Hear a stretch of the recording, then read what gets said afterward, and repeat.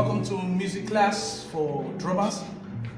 Like I said the last time in the class, I was talking about music. I said music is not static, it's dynamic, and anything that represent noise, any sound that represents noise, is not music. Any sound that is not pleasant to hearing is noise. So any noise is not music. So music is coordinated and it has to be rhythmic, and the sound that is produced must be pleasant to hearing. Now, like I said one thing you must understand that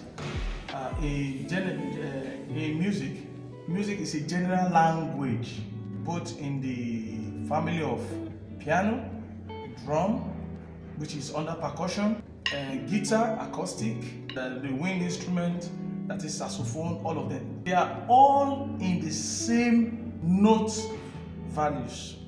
That is, they use one general language. That is, you saturate them.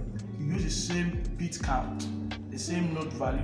Whether you are using a treble clef, you are using a bass clef, whatever clef you are using for those instruments, is in the same note values. So that is why we are going to learn how to saturate each instrument, but our focus is going to be on the drum set, which is under the percussive instrument. What did I say?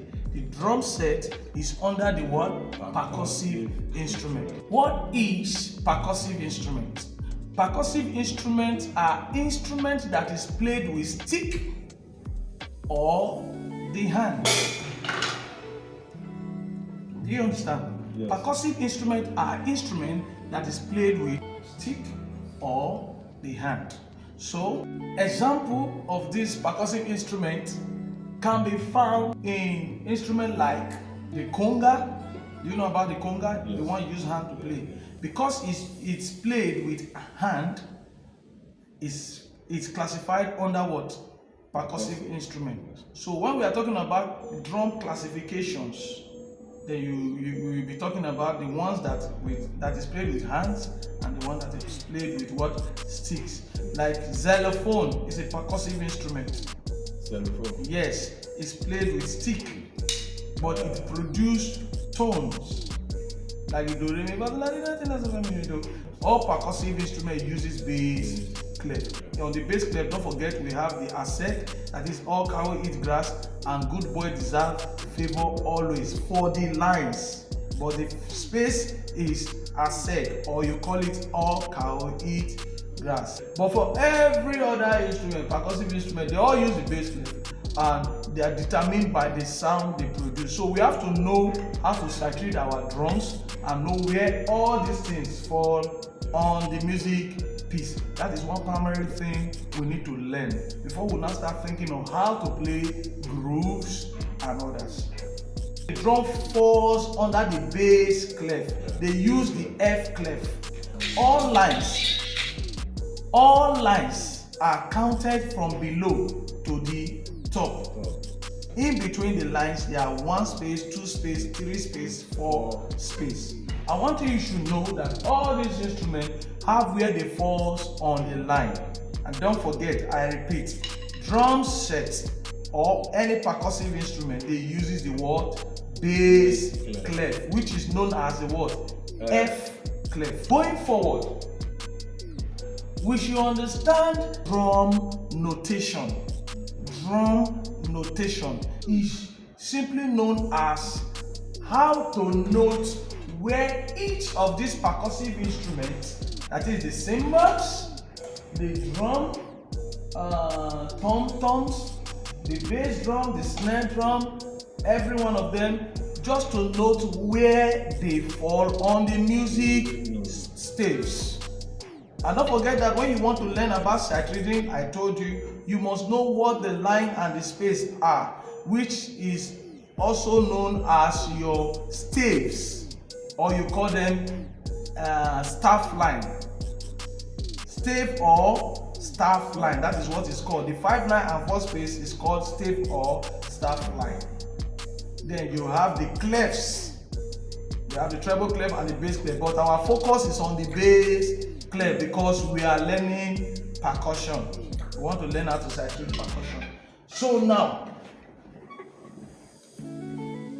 one thing you must know is that every of these instruments you see, percussive instrument, this is hi-hat, this is cymbal, and this is tom-tom, this is floor tom, snare drum, and bass drum. Now I will explain. One thing you must know about hi-hat is that they fall under the cymbals family. Hi-hat fall under the cymbals family, which will now take us to know what family each of these cymbals falls.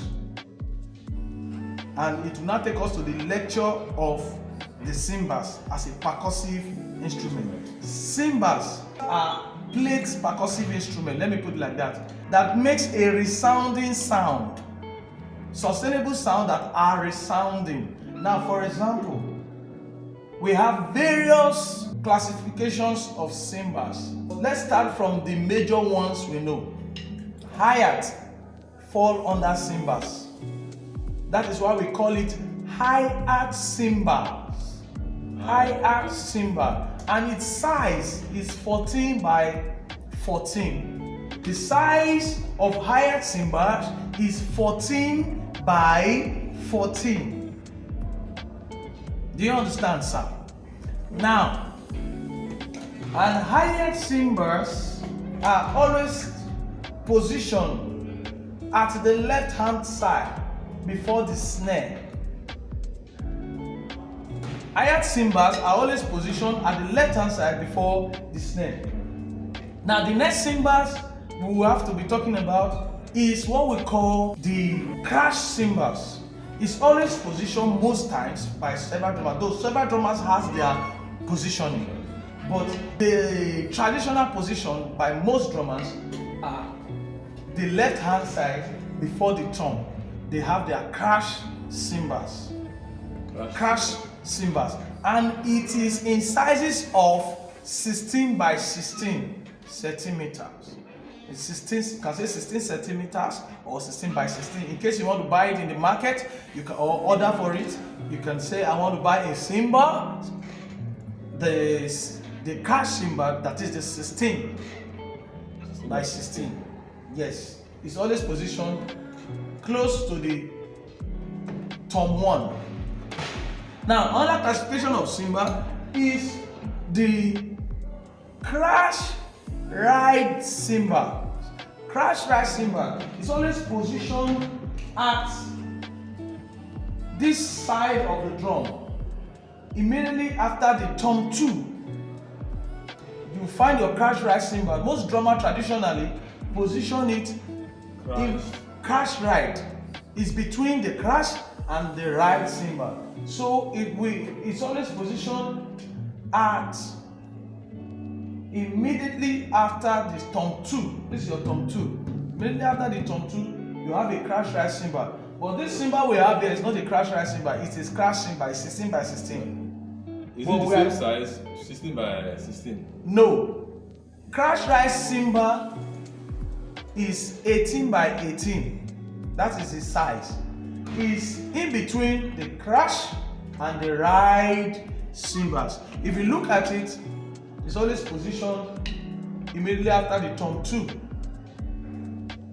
They make resounding sound, but deeper than the crash cymbal and more harsh than the crash cymbal. But now they have been developing different kind of cymbals. We have cymbals that are dead, that when you play it, it doesn't make sound. It doesn't make it doesn't make chair. It just sounds like that.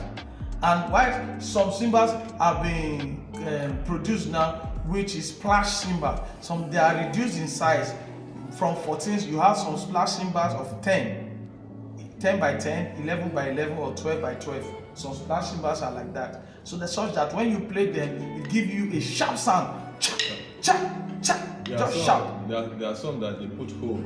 Yes, those ones, you will see some of all those Chinese cymbals like that. They are in both, they are in either in crash or crash ride or ride cymbals. So you will see holes on them when you play them just to give it another kind of sound. So technology is making cymbals to change. That's why I told you that music is dynamic. It's not static. As technology is taking over the world, time is changing. So music changes along with time. Do you understand? So now, when you have your crash cymbal, like I said, is 16. 16 by 16. Your crash ride is in between the crash and the ride is 18 by 18. While your right cymbal is always coming below. So you are going to right. 20 by 20 is your right cymbal. You know, as Nigerians, we pronounce it as 20 by 20. But you know, when you want to speak to the world, you can call 20 20. Yeah, look. The sizes are in 20 by 20. Yes, good. But now, for this level, for Nigerians, they want to learn about the sizes of right cymbal is just 20 by 20. But the right pronunciation for English language is 20 by 20. Thank you. So I'm just teaching you generally the traditional cymbals we have. That's all about cymbals. Now, we are talking about tom. All toms are classified the same, but different from each other by their sizes. If you want to know tom 1 size, traditional size for tom 1 is 12 by 12. Traditional sizes for tom 2 is 13 by 13. While traditional size for floor tom is 16 by 16. But don't forget, I said music is dynamic because time is changing. So people are now having toms in 10 by 10, 11 by 11 because they want to have different sound. 12 by 12, then floor tom 14 by 14. This drum we are playing right now is Premier England, and it's a size 11 by 11 tom. This 11 by 11? Yes, and size 12 by 12 tom. While the floor tom is 14 by 14. This tom can be used as the head of snare if your snare is damaged, because why? They are in the same sizes. Okay, you can remove this for this drum. You can remove the vellum to put on your snare. Traditionally, toms are in 12, 13, floor tom 16, snare is 14. So now we have learned about tom 1, tom 2. Tom 1 is always in the left hand side, tom 2 is always in the right hand side, and tom 3 is, and floor tom is always on the floor. Subscribe.